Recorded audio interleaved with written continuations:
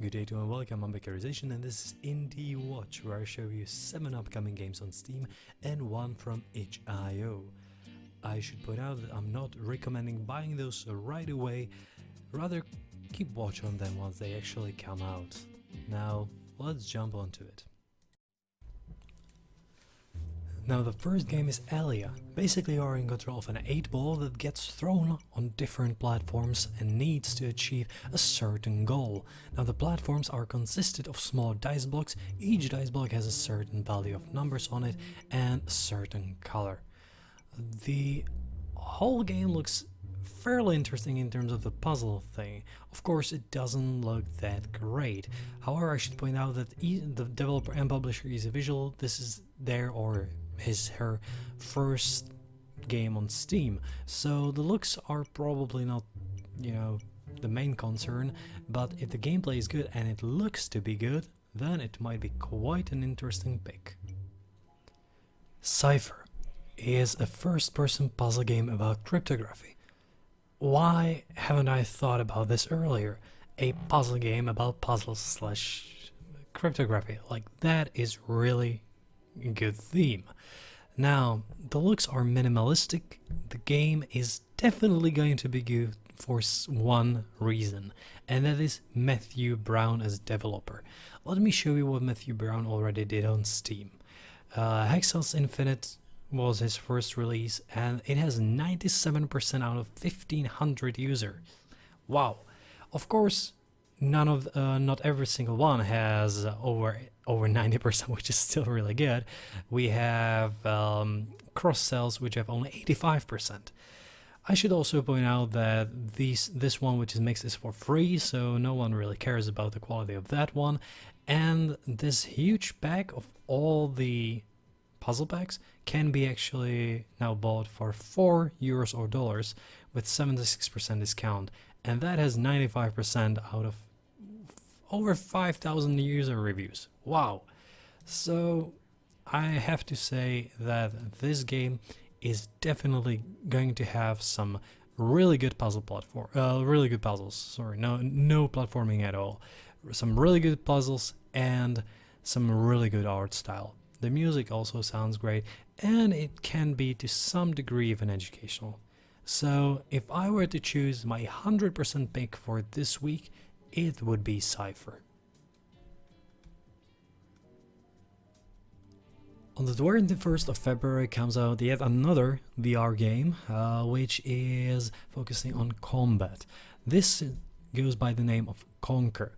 It is a debut of this studio, and it looks a lot better than the last one I showed for VR. If you own it, it might be a good game. If it, I guess, goes for $15. If it goes for 30, then I wouldn't be so sure about it. However, the animations look fairly good. The blood spatter is not that great, but the enemy animations are good. Your animation seems to be good, and even though occasionally even the video has some, let's say, optimization problems, it could definitely run on almost everything that is supposed to support VR. So, Conquer for VR this week. Lightform. Take on the role of the spark in the mind, in the literal sense. Make your way through the shattered consciousness of the storyteller who tries to write a new tale and collects all fragments of the story.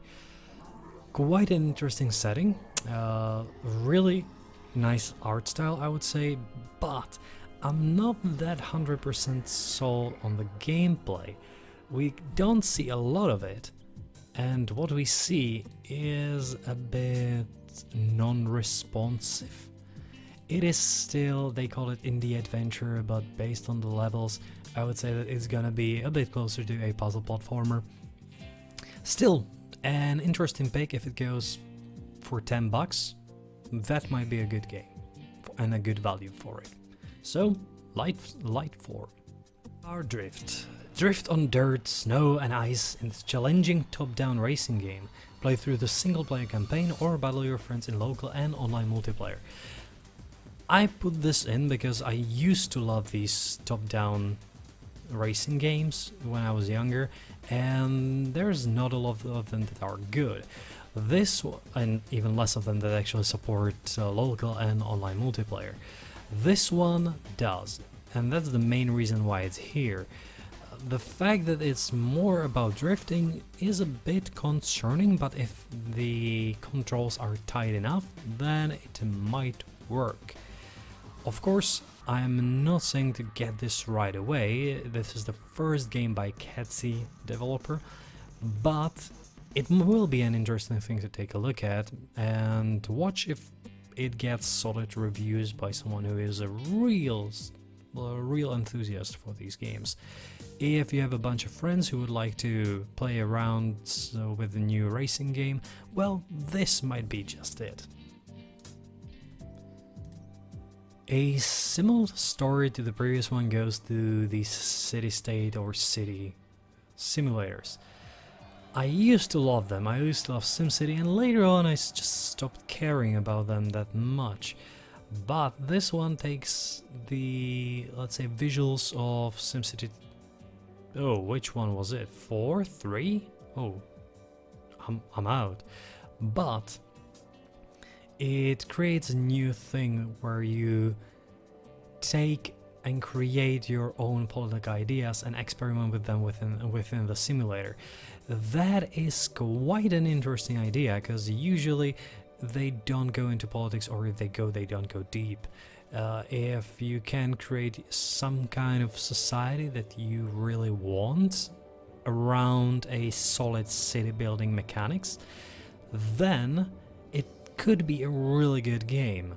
It looks a bit older, but that also means that you can run it on probably on more or less anything. So this is not City Skylines, where a lot of laptops had issues with it.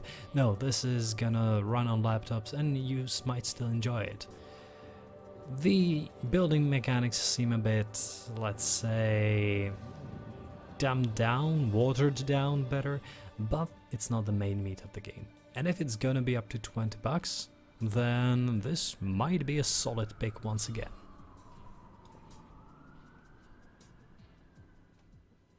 And the last pick for the Steam ones is Subway Simulator. Now, I know that a lot of people are not into simulators, but there is, for some unknown reason, so many people who are. And this is by a company that made a few simulators already.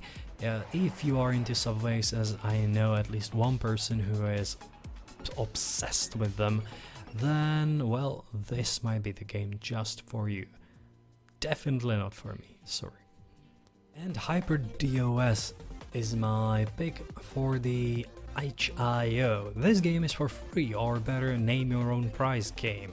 If you think it's worth $1, then you can give it to the developer. If you think it's not, or you want to try it before that, well, just download it and try it out. It works on Windows, Mac OS, Linux, and it is quite a solid looking rhythm game. So if you are into those with special, definitely electronic soundtracks, then go on, try it out, and maybe give $1 to the developer.